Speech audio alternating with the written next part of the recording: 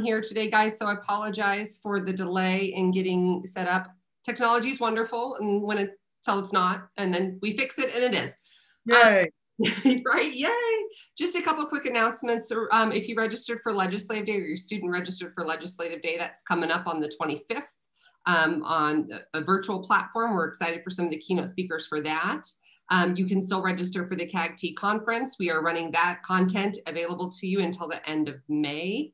And then we do want to tell parents that we've had a couple questions about this. If you really are looking for an opportunity to join our advocacy efforts and would like to be a member of a local affiliate, you can go to our website, coloradogifted.org, and try to find your local affiliate through that. Or you can contact us directly at cogifted@gmail.com. We'd love to connect you with some local gifted parents. Sometimes it's hard to not have your tribe when you are navigating the waters of raising gifted kiddos. So we just want you to let you know where you could go to find that information. Tonight we have with us Dr. Matt, and he is going to talk to us about imposter syndrome. And he is a clinical psychologist who works with specific needs of his neurodiverse clients. He specializes in working with children and adolescents. So if you have a gifted child in your home, this is for you. And as well as their families, and providing therapy and psychological evaluations. He's a consultant for local schools and is a professor at the university level. He's a researcher and author on his specialty of giftedness. And he has spoken for SENG and NAGC before, and we're really excited to have him here tonight to talk about imposter syndrome. It is a topic I have been dying to hear about because I live it. Yep. So Matt, nodding like, oh, go, okay. Live this. We had perfectionism 2 weeks ago with Dr. Dan Peters, and I was like, yep. So I'm excited to take notes tonight and learn from you. And with that, and again, another apology about the delay. With that, we're going to turn it over to you, and you can rock and roll. Let's rock and roll. And for those of you out there who like to take notes, I encourage that. Also, we are more than happy. I'm also more than happy to share these slides out. I feel like that's part of the service of what we do. So please feel free to, contact CAGT for that, and I'll make sure that they get them. So I'm Dr. Matt Zakreski. Everybody just calls me Dr. Matt, and I am here to talk about the imposter syndrome. So let's dive in, shall we? So here we go.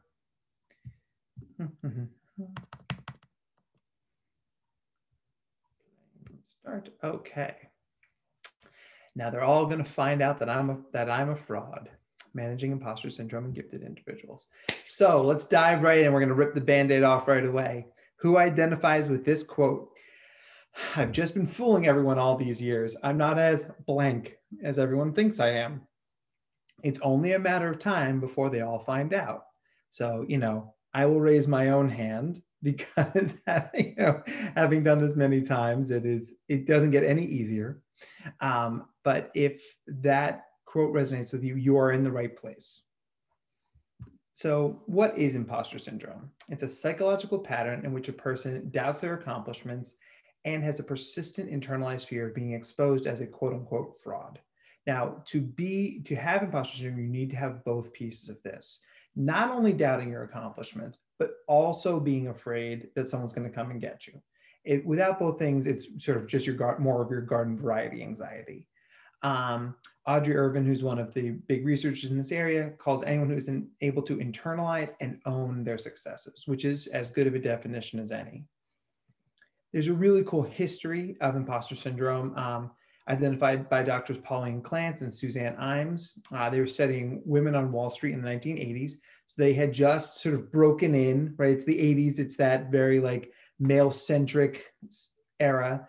And the women who had sort of breached these sort of boys clubs on Wall Street, Doctors Clance and I were researching them to say hey, so what's this like? How are you successful?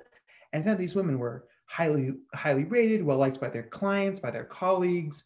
They were successful, but these women expressed so much anxiety, to the point I come in every day expecting my stuff to be in a box on my desk. And what they found, they said, why is this happening? And they realized that the thing that was driving this anxiety was their own awareness of how different they were. I mean, we're talking about, these dramatic shifts of males and females. And they were made so aware of their femaleness that they felt that their accomplishments meant less within that broader context. And men who many of whom were less successful, less well-liked, less highly rated, were sort of hidden in the herd, as it were. So a big aspect of imposter syndrome that we're going to return to in a little bit is the idea of feeling different and being aware of that difference. Dr. Clance is nice enough to link to the original article here, so I would highly recommend that you read it if this is interesting to you. As we move along, like we said, the person lacks a stable internalized sense of the accomplishments, and despite external evidence of their competence, people remain convinced that they don't deserve what they've achieved. Now, this is where I think immediately we hit the first grinding spot, right? Because you're sitting out there in Facebook land and you're going, yeah, a bit like, and I tell my kid, they're smart, they're good at soccer, they're great at ice hockey, they're a good harmonica player. But they go, no, I'm not. Reasons. And as we know, gifted kids are great at giving reasons. And they attribute success to luck. Oh, I just got lucky on that test. Or others' failures. I only made the soccer team because these 18 kids didn't show up. So their successes don't make it better. They don't relieve the anxiety. And thus, any failure is seen as proof of being an imposter, right? And that usually shows up as the beginning of the end, like, oh, I was good to this point, but down I go. Or proof that I was never that good to begin with. So it's this sort of trap door you're standing on top of, and you're just waiting for it to pop open and you fall. And here's what the imposter cycle looks like. I have this literally printed out in my office so I can hand it to people. You're given a project or a piece of work. Let's say, I don't know, giving a talk on imposter syndrome to CAGT. If we're just picking something, out of the air, right? It's weird. That triggers some anxiety, self-doubt, and worry. Now, everybody has anxiety, self-doubt, and worry. Like, that's not pathological. But if that anxiety turns into over-preparation, you make 133 slides for a 45-minute talk, that's over-preparation. Or it's so overwhelming that you just push it off and you slap a couple of clip arts in a PowerPoint at 4:30 and say, yeah, it's fine, it's gonna be good. And because you're gifted, because you're smart, because you're capable, you manage to succeed. You manage to stumble across the finish line. And everybody externally who doesn't know the struggle goes, you did great. I'm proud of you, Dr. Matt. Good presentation. And you know all the bumps along the way. So you don't feel good. You only feel relief. Now, this is one of the key psychological mechanisms of imposter syndrome, because to keep doing things, to keep succeeding, to keep engaging, we need the positive reinforcement of success. And that doesn't mean straight A's. It doesn't mean 100 goals in hockey. It means you have to feel good about what you did. And when you're aware that it's some weird combination of over preparation and procrastination got you over the finish line, you don't feel like you deserve to feel good. You feel like you were lucky. So instead of feeling good, you feel relief. And then we just leave that space where good feelings should be with emptiness. It allows us to ignore or push away positive feedback because we don't get the positive feedback. We feel like it's fake. And look, here comes your next project, and the cycle begins again. So if this is describing you or describing one of your kids or one of your students, print this out and hand it to them, because I want you to literally point to where they are in the cycle, because it's going to help them to break it when they realize where they are. XKCD has a comic for everything. This is certainly one of them. As I've given this talk, more people will reach out to me like, will you give a talk about imposter syndrome to my company, school, organization? And every time in my head, I go, what, me? And, but it's the thing, I must be pretty good at it if people keep asking me to do it, right? So, we'll figure, Colorado, you'll be the judge of that. So who does it impact? Perfectionists. I know you guys heard from Dr. Dan Peters a few weeks ago. Certainly perfectionism is rife in this community. People who feel like they're experts, you got to know every single piece of information before you move forward. The quote unquote natural genius, gifted kids high, because if you've never put in effort, the feeling of putting in effort might make you feel like an imposter. Soloists feel like if you ask for help, you're a fraud. Supermen or superwomen, feeling to succeed in all aspects of life, work, home, etc. Therefore, if I'm not the best, I'm a fraud. Now, that's not possible. You cannot be the best at everything. There's only so much room at the top. And the more effort you put into one thing means you likely will fall short in another area. And gifted kids and neurodiverse individuals will burn the candle at every single end, trying to be the best at everything, because it feels intolerable to be anything but that. I see your face, Miranda. I'm sorry. Do you want to go get a glass of wine? I'm not sure. So where does this come from? There's no one answer. There's lots of pathways. Think about the behaviors that get reinforced. Cognitively, how do you approach tasks? If the kids are intense, right? So they put a lot of mental energy into this spelling test. It's the spelling test. Environmental, there's this idea you feel isolated, unsupported, or discriminated. Now, think about gifted kids in public schools. Isolated, for sure. You're the smartest kid in the room. Smarter than your teacher, more likely than not. Unsupported, we know that we don't, despite our best efforts, gifted kids don't often get what they need. And discriminated, which, I think the bullying speaks for itself. Psychologically, people who are more anxious and neurotic, and how passionate you are, which is a gifted population. So, the gifted brain has a lot of things in it that make it rife, makes it a fertile planting ground for imposter syndrome. And what maintains it are what we call in psychology automatic thoughts, right? These thoughts that automatically pop up when something happens. The two big ones here are, in order to be loved or happy, I need to achieve. I'm not just good enough as I am. And what I've done before doesn't count or matter. I need to do more. Now that's the flavor my imposter syndrome takes, right? Give a talk, I should do another talk. Get a keynote, I should have more keynotes. Speak internationally? Well, what about internationally? What about interplanetarily, right? No one's talking about gifted kids on Mars. Someone should do, and it's this thing. It's a never-ending cycle. It's the hamster wheel of doom. We can't have that. These self-perpetuating cycles create and maintain imposter syndrome. One of the really cool things about putting together a presentation is you get to learn cool words like a telephobia, the fear of not being good enough. If you're out there in Facebook land and you want to give me a big thumbs up if that word describes you or someone in your life, I will happily thumb you up back. All right, so what I'm going to do is, this is a little exercise that I think is particularly fun. It's a great example of imposter syndrome. So what we have here is 1, 2, 3, 4, 5, 6, 7, 8, 9, 10, 11, 12, 13, 14, 15, 16, 17 words about astrophysics. Now, I don't know if any of you out there are astrophysicists. I am not. Yeah, my science is basically ends at the brain. So basically around my forehead is where my interest in science stops. But what I'd like you to do is just take a quick look at this list of words. Assign yourself 1 point for every word that you recognize, a word that you've seen before. Give yourself another point for a word that you know. It's like, oh yeah, I know what a galaxy is. And then another point, a third point for a word that you could explain to someone else. So take a quick second, give yourself a score. Feel free to put it in our chat so we can take a look at it. And this is my version of a study that was done at Johns Hopkins University about imposter syndrome. Now, it's totally a fascinating thing.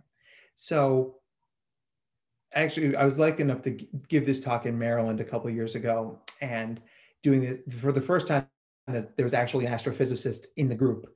And of course, Mitch made me like, cool, let's see if you get a perfect score. You got a perfect score. But if you got a score of 33 or higher, so 33 or higher, we're going to take a look at the number that comes up next, 68%. So if you got a 33 or higher, and I get a 41 at this, which I feel reasonably happy about, I'm decently well-read. If you get a 30 or higher, you are in the 68th percentile of Americans who know things about astrophysics. So think about that for a second, right? 30 or higher, it means you need to know 10 words really well, or 15 words kinda. And you might be sitting there thinking, but I'm not an astrophysicist and I don't know all these words. Well, of course you don't. Unless this is your discipline or you're a high-level astronomer, I wouldn't expect you to know all these terms. But even knowing 30 points worth puts you in essentially the top 30% of Americans just by waking up this morning. I mean, isn't that amazing? Like, you know so much more than you think you do. And that's awesome. And a big part of unshackling yourself from imposter syndrome is giving yourself credit for the things you know and not focusing on the stuff you don't know. Sure, you don't know every word on there. That's okay. I don't. I've given this talk 24 times. I still haven't never figured out what a supernova remnant is. I can live with that. That's not my discipline. But I know that I'm somewhere in the 80th percentiles about knowledge of astrophysics.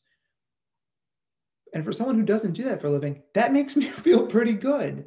So give yourself some credit out there, Facebook land. A little golf clap from me for knowing something about science. So this is the background of my computer. And this is why this shows up for gifted kids, because the intersection of making something look easy makes us discount its value. And thus we have the imposter syndrome. To go along with that, right? It's felt more in people who feel different. This can be explicit. You're a gifted kid, or internal. I'm the first person in my family to have this kind of education. Smart people have different brains. That's an entirely separate talk. They know what they know. They know what their heroes know. I work with an 8-year-old who is a brilliant scientist, and she gets upset a lot because she's not as smart as Neil deGrasse Tyson. And actually, she is as smart as Neil deGrasse Tyson, but she's not as accomplished as he is because he's in his 60s and she's 8, right? So it's about like, how do we reframe that so it's a reasonable comparison? You know, because you're not. I mean, I'm not Dan Peters, right? I'm not Aaron Beck, you know, and that's okay. I'm Dr. Matt, and I'm pretty good about that. Gifted kids are really good at seeing and articulating the gaps in their knowledge, which can make intervening in this really hard. You know, it's the ability to self-reflect. It's a blessing and a curse. I also am a big fan of the theory of relativity syndrome, sort of a subset unique to giftedness. This is the idea that for an idea to matter to us and others, it has to be unique and groundbreaking every single time. It's not possible. That's not sustainable. Einstein published 2 seminal papers, right, that literally changed the world. And then later in his career, when he moved to Princeton, he published 2 papers, one of which clarified a small point of the theory of relativity, and the other one was apologizing for not coming up with the grand unified theory, the theory that would explain everything else. And he said in his memoirs that he felt like he left a lot of great ideas on the table because he was so caught up in this idea that the next thing I publish has to be amazing, has to be exceptional, because the first 2 things I did were. And there's a lot of value in the basics. There's a lot of value in starting small. In fact, you can get in a lot of trouble if you skip the basics. It's all about how you can contribute to the field. What are the things you can do well? One of my colleagues, he's a psychologist in New York, his specialty is meta-analyses. And I mean, I'm telling you, if you've ever read a meta-analysis, you've probably read his. And they're exceptional. And when I was talking to him about this presentation, he laughed. He's like, you know, I tell you, I suffer from imposter syndrome too. And we're going to keep telling examples of this, but every time it just makes me go, what? I mean, this guy has been honored by the American Psychological Association. He's spoken internationally. He has medals and awards and honorary doctorates and a real doctorate. And because, well, yeah, all I do is write meta-analyses. All I do is look at other people's work and see if it fits with other people's work.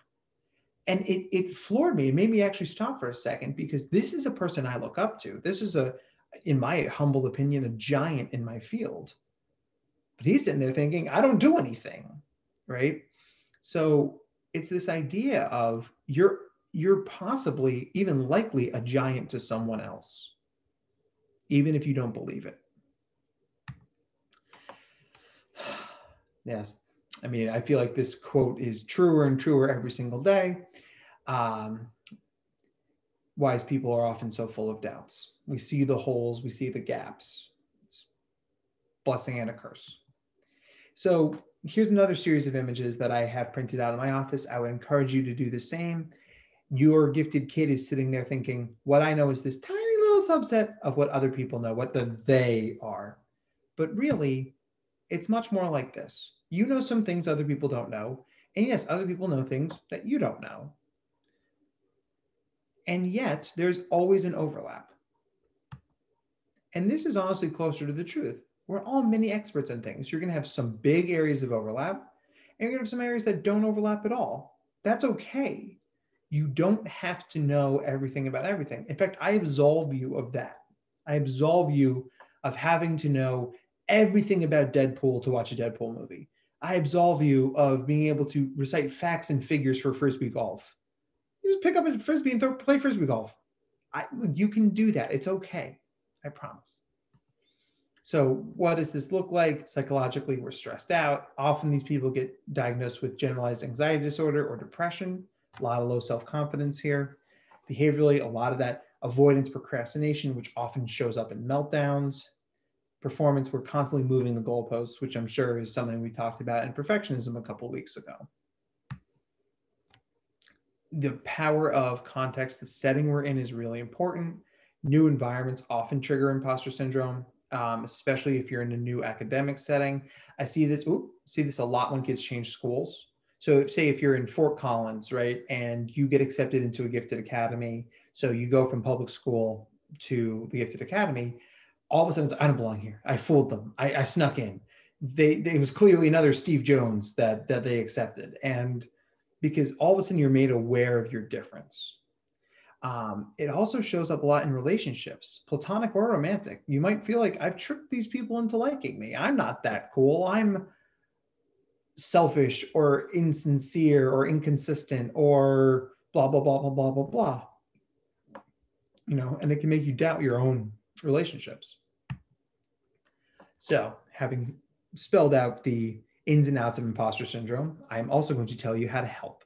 I couldn't leave you just with like doom and gloom. Well, that's my time. Good night, everybody. Right? But first, let us all laugh at this wonderful cartoon, because I guarantee you were sitting out there and going, that makes sense. My students, my kids, they have imposter syndrome and I can help them. And that's a good thing. But I am the true imposter. I am the capital I imposter. And it's no, you're not. You are as much an imposter as the rest of us, which is to say you're not an imposter. Actual phonies like you. I keep waiting for someone to jump out at me and say like, we finally figured you out. You should not be doing this. Go home. Go back to tending bar in New Jersey. And I'll say, okay. But I was lucky enough to give this talk a few years ago out at this mini conference for SENG in Washington. And Susan Daniels, a person we all know and love, is sitting in the front row, which is scary enough, right? I mean, Susan is the kindest person on the planet, but also she's right in front of me and she's Susan Daniels, right? And she laughed out loud at this cartoon and she was like, that's me, I'm the true phony. And I, once again, what?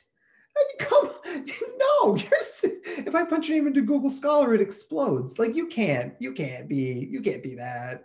But it's the sort of thing. And then this woman in the back of the room goes, wait, I'm not the only person who feels like this. And we all had a good laugh, but it was that sort of like kind of crying laugh, like, you know, and that's the thing. But like, because you carry this pain inside you thinking, I'm the one who's sitting on this trap door. And the fraud police are going to come get me, but they're not. And the trapdoor doesn't exist. So how do we do that? The first thing, we learn about imposter syndrome. You come to this talk, you learn about it, so you can name it when it shows up, right? Okay, my imposter syndrome is showing up right now. That's the voice in my head that's talking to me. We model being anti-perfect. Nobody's perfect. Everybody struggles at times, especially when it's challenging. Struggling at a challenging task means you're doing the right thing. When I tell my kids, you know, in video games, if you're doing a video game and the music gets louder and faster and the bad guys get harder, it means you're going the right direction. We want it to be a challenge. We want to refocus. on what we know rather than what we don't know. Reframe our rules. We have to practice intellectual humility. And my grown-ups out there, this is how we help our kids. If you don't know something, own that. Say it in front of them. Let's look it up together. Everybody Googles. And I'll say that again. Everybody Googles. One of the pediatricians I work with out here in Philadelphia, I mean, she's brilliant, you know, board certified, works at CHOP, et cetera, et cetera. And she and I were consulting on a case, and, you know, we had a great meeting with the family. We went back to her office, and she pulled out her laptop, and I was like, "Oh, what are you doing?" She goes, "I'm Googling this." You're don't you have some fancy textbook that nobody else has? She's like, "Matt, nobody knows the answer to everything. Everybody Googles." Right. And I was just thinking to myself, once again, if this person that I respect and revere can Google, I guess I can too. Right. So one of the nice cognitive reframes we can do for imposter syndrome is the ladder metaphor. So if you're climbing a ladder, right? Here's my improv training. I'm climbing a ladder. If you only look ahead, it feels like nothing changes because you're focused on the horizon. So what you're going to have to do is learn to look up or look down.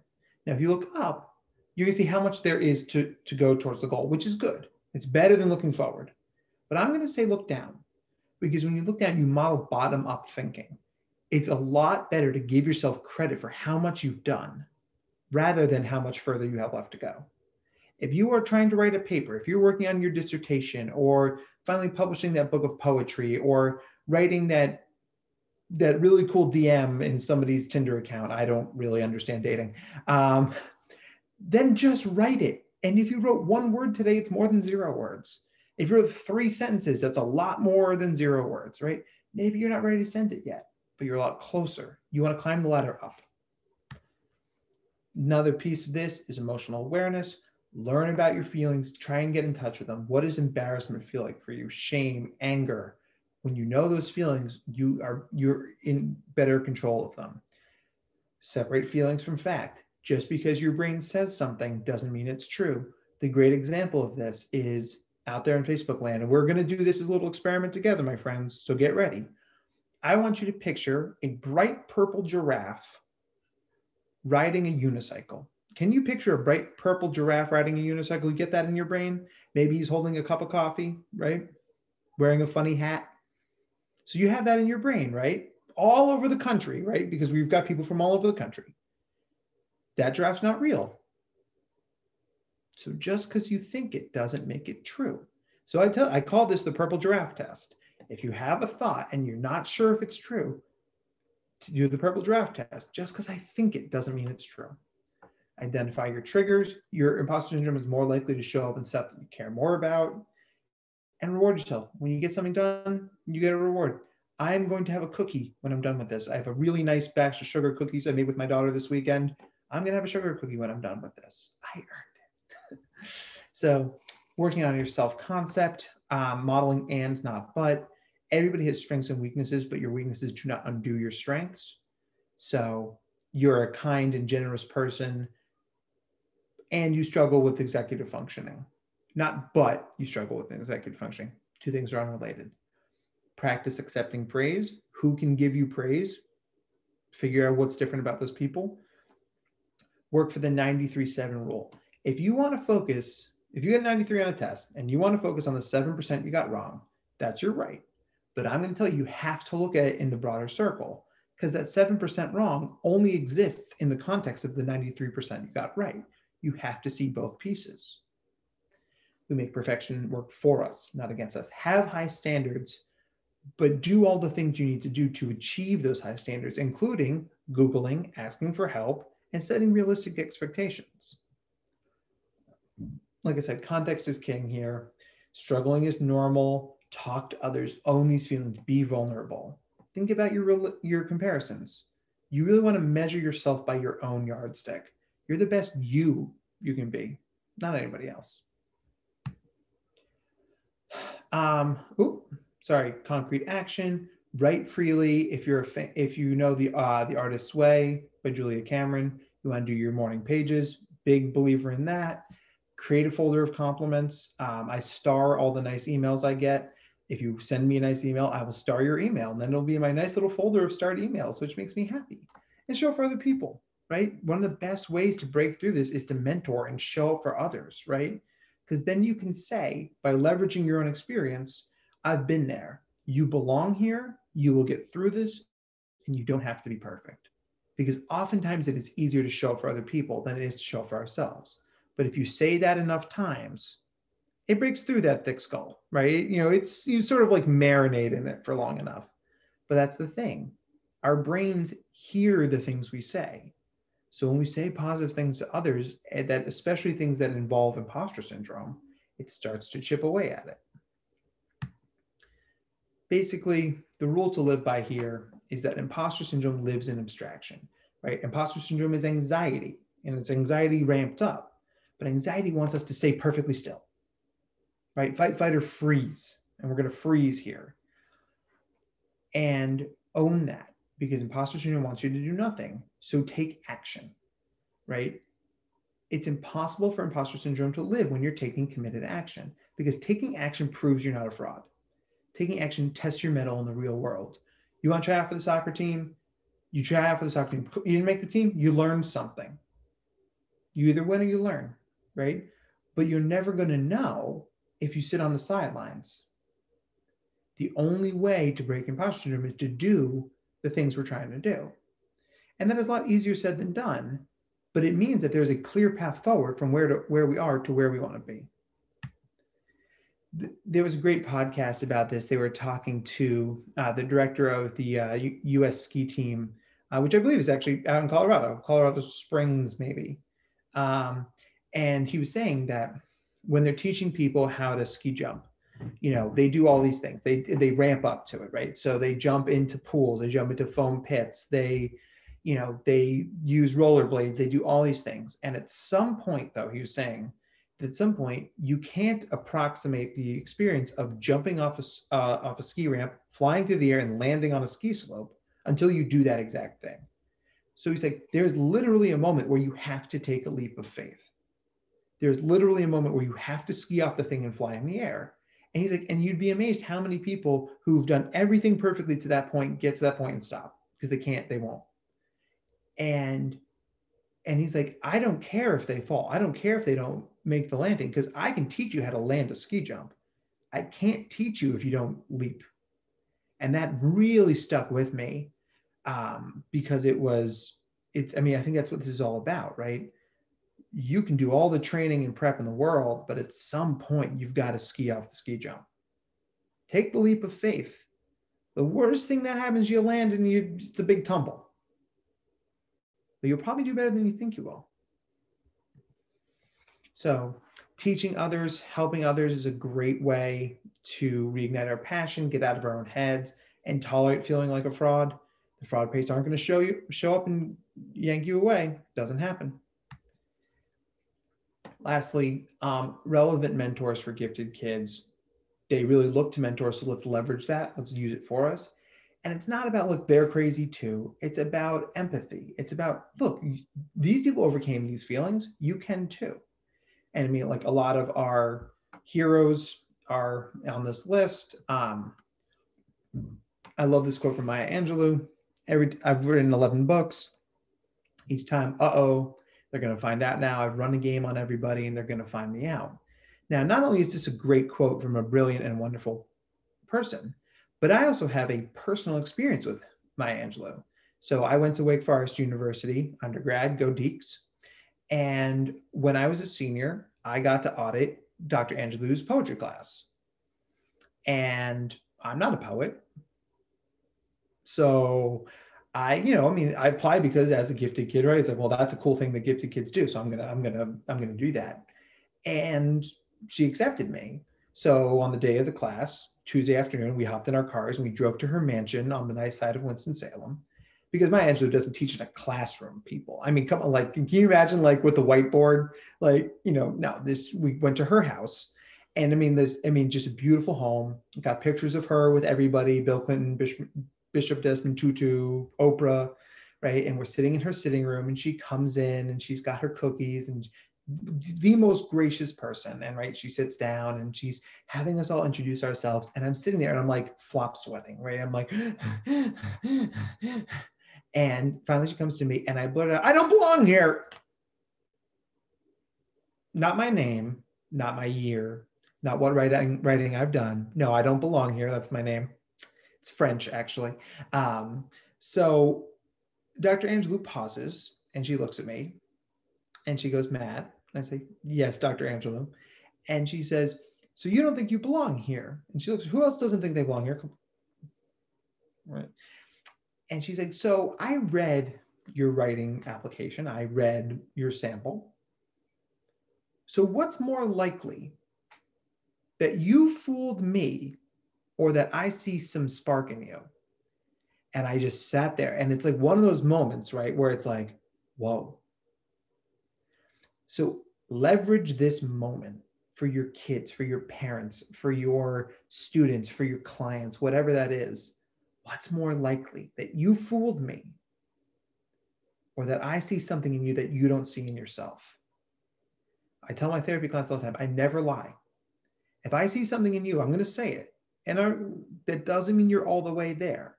It doesn't mean you've got it mastered, but it means that I see it. And if I see it, it's real. And if it's real, we can keep going. So I love that story. Great quote about imposter syndrome from Tina Fey about riding out the egomania that can come with it. One of the other really cool things about imposter syndrome, or working on this particular presentation, is you got to learn about people I didn't know about. Margaret Chan. So if anybody's a medical doctor out there, right, or wants to be one, this quote is very, very relevant. There are an awful lot of people out there who think I'm an expert. How do these people believe this about me? I'm so much aware of all the things I don't know. Dr. Margaret Chan was the chief of the World Health Organization, literally the top doctor on planet Earth. You cannot go any higher than that, guys. It's the top. And she's sitting there thinking, I don't know everything. So it isn't right that she's crazy too. It's that the smart people you look up to feel this way. And it may never go away, but you can own it, right? And that's a powerful story. This Neil Gaiman story is amazing. If you've ever read it,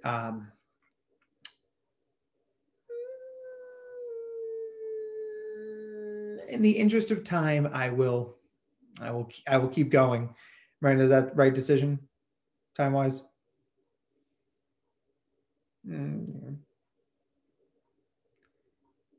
You can give us a little synopsis, and then people could go to the link in the. We'll post these slides for them and they can go to the link directly and read the full thing. Okay. Synopsis then. Let's see if my use 50 words when 5 will do can work for a synopsis. Short version, Neil Gaiman, awesome writer, goes to this very famous conference, lots of movers and shakers, big thinkers. And he's sitting there at the last keynote and he's leaning up against the back wall, drinking a beer and thinking, why am I here? I don't belong here. Look at these people, look at these CEOs and these MacArthur winners. And what am I doing here? I just wrote a couple of books, right? So he's sitting there, he's like, and I'm stuck in my own thoughts and I'm miserable. And then I realized that there's someone next to me muttering to himself, why am I here? I don't belong here. This is stupid. Why did they invite me? Everyone here is smarter and cooler than me. And he looks over at Neil Gaiman and goes, why did they invite me? And Neil Gaiman says, well, you were the first man on the moon, Mr. Armstrong. I think that counts for something. And if Neil Armstrong can feel like an imposter, I think we can too, guys. So it's a great story. Ultimately, the kind of people who have imposter syndrome are all the smart, successful people that you think have your shit together. That's okay. You're in great company. So here's an imposter syndrome quiz. It's highly individualized. Take it. Just be authentic with yourself. And that's your starting point. That's where you are in your imposter syndrome journey. For your left, very few imposter syndrome characteristics. 41 to 60, moderate. That's where I sit. The last time I took this, I was at 54. Not bad. I'm working on it. 61, 80, frequently imposter syndrome. 80 plus often has intense imposter syndrome. My wife described this as, I'm so much an imposter, I couldn't even have imposter syndrome, which is like weirdly meta and circular and hurts my brain.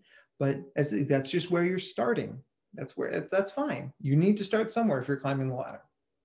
So go ahead, take the test, see where you're at.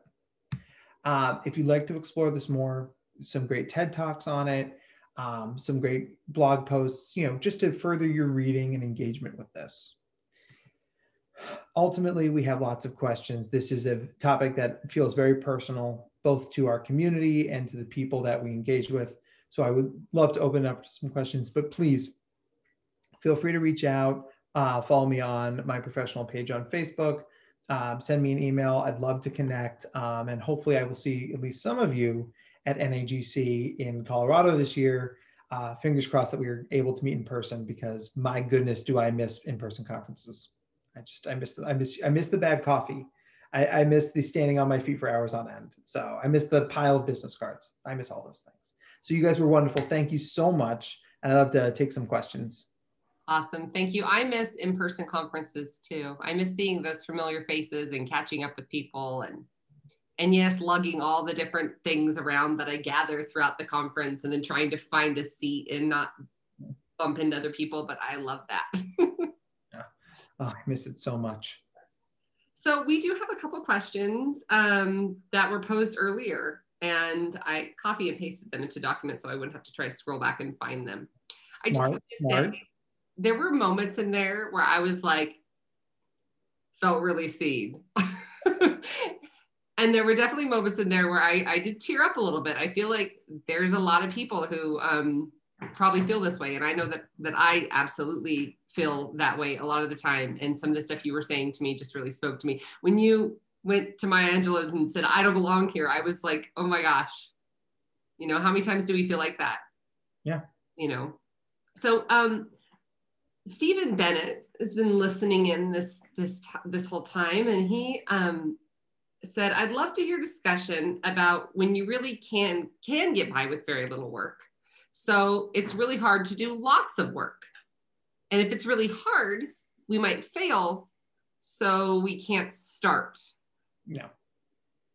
So it's not really a question, but maybe you could speak to that procrastination, needing to be an expert, perfectionism, paralysis. Mm-hmm. Yeah. And this is very common, because when I bring this up, it often shows up in the gifted world in this very specific way, right? So let's call it intellectual overexcitability. I can picture what I need to do to be successful in my brain. And since I can't do that, I'm not even going to try. I have stayed up all night watching YouTube videos of Leo Messi dribbling and scoring soccer goals. And I can't do that. So I'm not going to try out for the soccer team, because I'm nowhere near Leo Messi. Well, of course you're not. You're not Leo Messi. There's only one Leo Messi. You're not even, Clint Dempsey. That's okay, right? So what it is, and what your kids are going to try and pull you into is this sort of like, I suck. No, you don't. I suck. No, you don't. I suck. Fine, you suck. Ha! Right? And it's this, sort of push-pull, right? So what it is that the content that our kids are going to share with us, I can't, I won't even try, right? Instead of arguing that, because it's an irrational argument that begs for an irrational response, but it's not going to work. Instead we say, okay, so what would you rather do? You feel really anxious to me.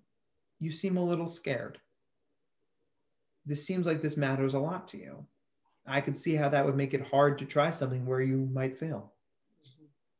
What we're doing is we're using our words to build an emotional context over trying something. And then say, so let's say you try out for the soccer team, you don't make the team. What happens? Well, I'd feel terrible. Yeah, you would. Not making the team would feel terrible. What else? Well, I wouldn't have any more friends. You wouldn't? Why is that? Because all my friends are on the soccer team. Well, first off, you don't know if they'll all make the team.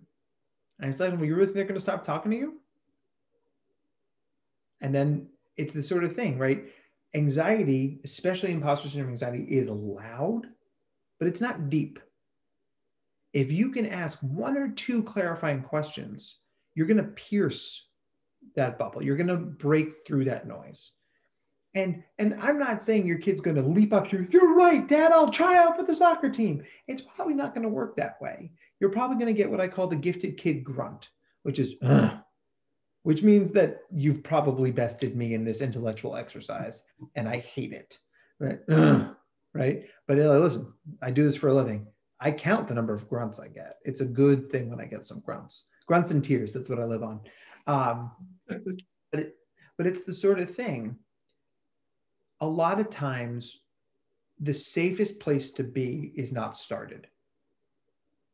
So own that. Go to where your kid is. And the metaphor I use for this a lot, it's like teaching your kid to ride a bike. When you taught your kid to ride a bike, did you stand at the end of the street with your arms crossed and go, ride to me? They're going to fall. They're probably not even going to, they're not even going to take their feet off the ground because falling is scary and you're way over there. You might need to stand next to them for a couple of hours and talk about this and figure out where their feelings are. And then the idea is that the thing you want is in front of you. And the only way to get to it is to do the thing that's scary. But you are not alone.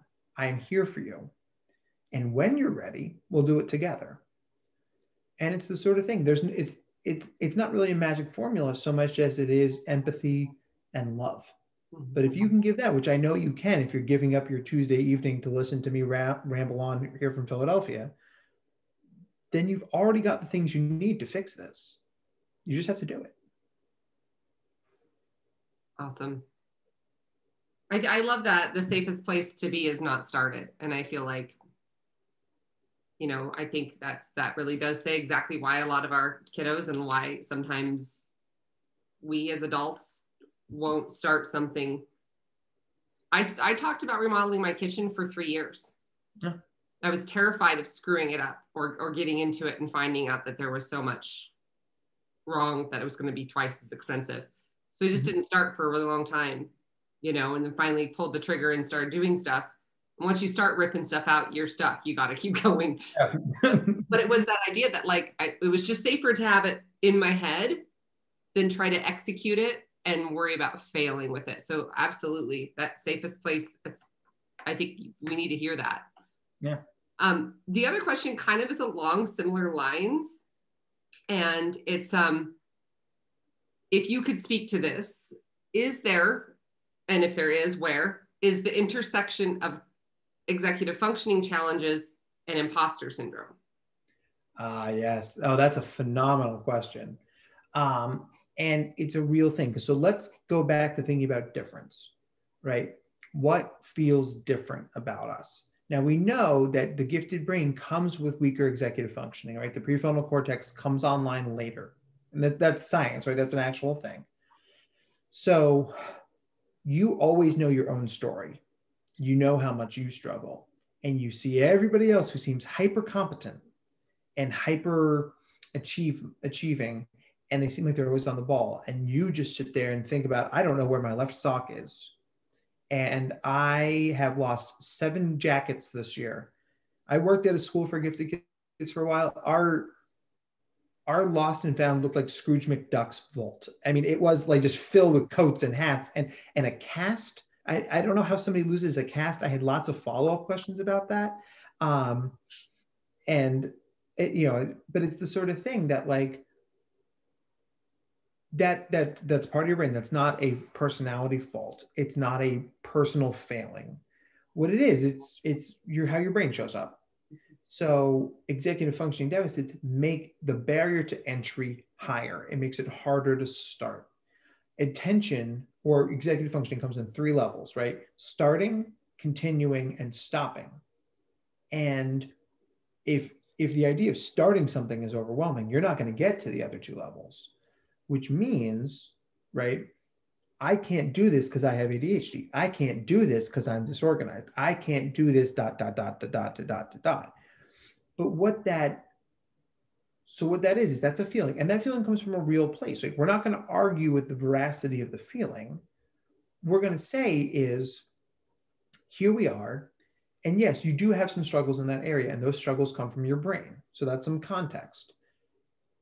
But the way you're talking about it assumes that there are no supports, that there's nothing we can do. Are you better at this now than you were 2 years ago? Of course they are.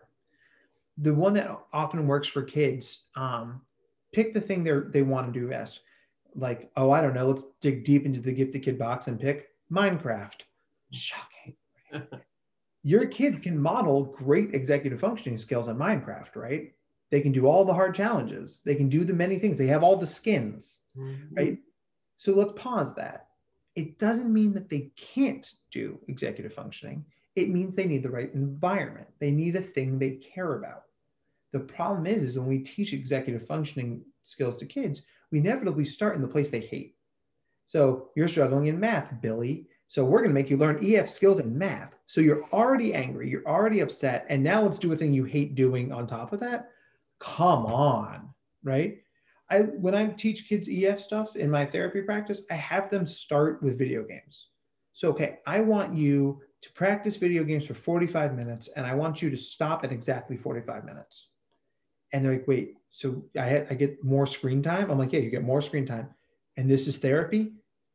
Right? It's therapeutic. I don't know if it's therapy. But that's the thing, right? We can do it. It might be harder than we want it to. It might not generalize like we want it to, but we can do it. I really love giving talks. And I like to think I've gotten a lot better at the Zoom virtual format. The first one of these I gave, it was like, I'm talking to a screen and I feel very obvious that I'm talking to a screen. I don't have any energy and I don't know where the people are. I don't know how to use the chat function.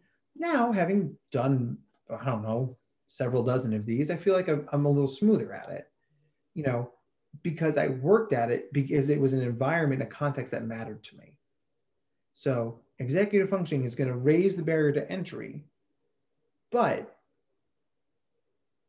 that's only a moment in time. Helping your kids see the whole developmental curve of it and putting them in the situation to succeed gives them enough courage to leap over that barrier and keep going.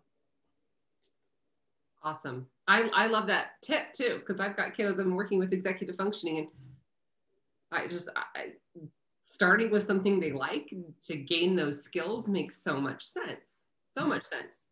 You know, it's like one of those things that's frying pan over the head, like, duh. Right? We have one last question. And it's actually from Nanette. She's always viewing. And hi, Nanette.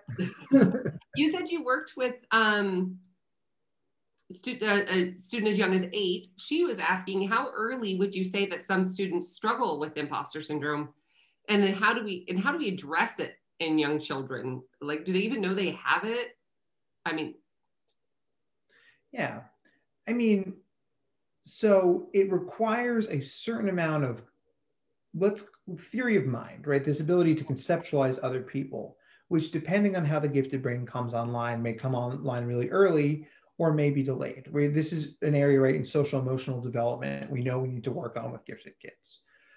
I have seen it as early as 7 to 8, that area.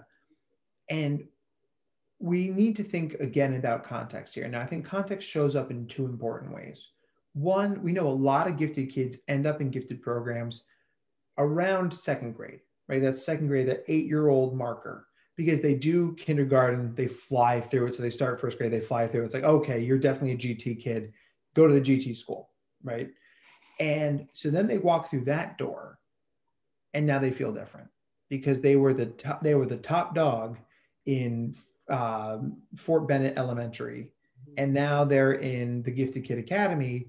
And it's this, whoa, things got real, right? I help a lot of kids go to CTY, Center for Talented Youth Summer Camp. And I tell them, like, on the first day, you are going to feel like a fraud. You're going to feel like someone's going to come up to you and go, yeah, we didn't give you a room because, come on, we get it. You fooled us. Get out of here. But that's not going to happen because you belong there, right? So the idea is trying to understand what might trigger it, right? Where are these new challenges? Where are these new environments? But also understanding the who this person is, right? This is the intersectionality of giftedness, right? One of the youngest kid I ever worked with who showed signs of imposter syndrome was she was 7.5 when I worked with her. She's Latinx, and her neither of her parents had finished high school. Her dad, however, was a brilliant mechanic. I mean, this guy spoke car. And so he would say to me, Dr. Matt, I don't understand why my kid is gifted. How is my kid gifted? I didn't finish high school. And I said, well, giftedness shows up in a lot of different ways.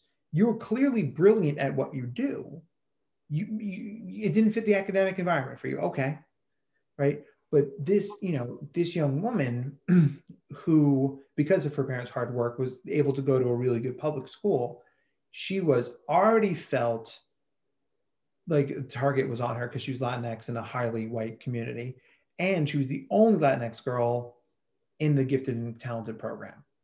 So she had imposter on imposter there, right? Because, yeah, I mean, like in this district, right, we have parents who are doctors, lawyers, titans of industry, professional athletes. Like, she's like, she literally would say to me, who am I to be among these kids? Like, I don't belong here.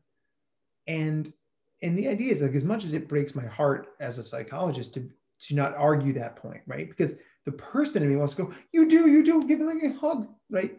But that's not what she needs in that moment.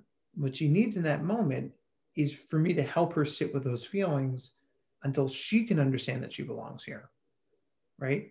So all we can do is validate. It's like, hey, yeah, that's like, I don't think that's true, but I know that you do. So let's see what we can figure out together. And that's all we can do, right? I mean, so pay attention to those transfers, pay attention to when we change environments, because that's when you're more likely to see that show up, regardless of what age it is. Excellent. I feel like we could probably talk about this more. And I feel like there's a lot of adults out there who are feeling really seen right now. Based on our comments and response and viewership tonight, I feel like this really hit the nail on the head for several people. So, and I know that this is something I plan to take back and talk to my high school students about, because I have a huge amount, especially of gifted girls, who are struggling with this right now. Yeah. So they may be watching a few clips of your presentation tonight. Well, if you want me to zoom in, just say the word, right? I'm always happy to talk about this. That would be super cool. I might have to take you up on that, but I just super appreciated what you had to say tonight. And I think our audience did as well. And we just want to thank you for taking the time out. We love this presentation. So from several people. So I do want to remind everybody, we have Emily Kircher-Morris on talking about mental health matters, supporting your high ability child in a changing world.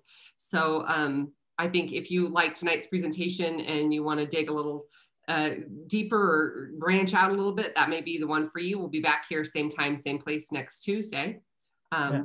And I was just on her podcast. So like, there's an intersection, right? Awesome. I know she had a podcast. This is the thing. Right. And now my imposter syndrome says, well, podcasts need to do that next. Clearly. I mean, you're not doing enough. I mean, right. Must do more.